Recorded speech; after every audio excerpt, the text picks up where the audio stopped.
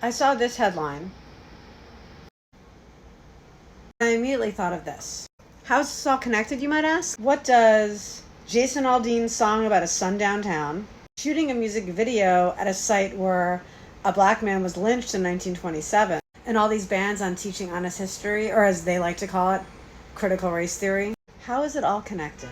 Well, for one, let's just talk about what Jason Aldean's song is about, without playing it. The country music star's song is called Try That in a Small Town. Sucker punch somebody on a sidewalk, carjack an old lady at a red light. Okay, I'll stop. But that's the theme of his song.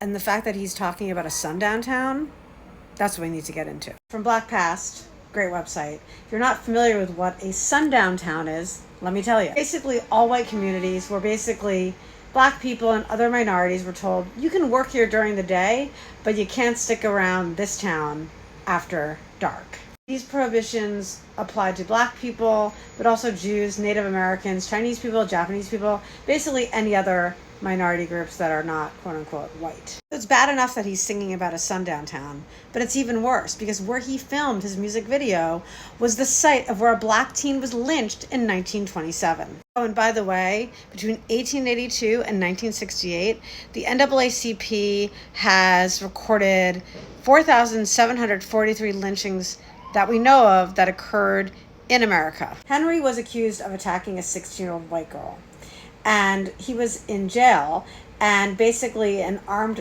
white mob stormed the jail and used sledgehammers, kidnapped him. He was 18, and you can read the rest here. 350 white men dragged this young man and lynched him within 10 minutes.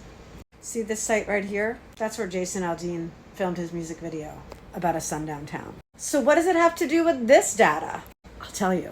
Follow edweek.org for details on all of this, but basically, since January 2021, 44 states have either introduced bills or taken steps to restrict what they call the teaching of critical race theory.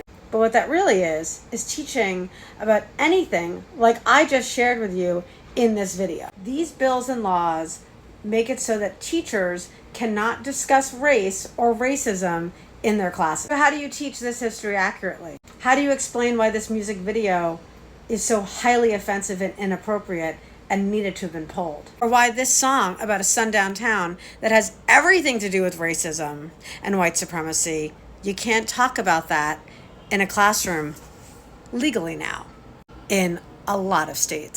When you erase the true history from being taught, you erase your chances of creating a more inclusive, more multiracial democracy and a place that's safe for everyone to live.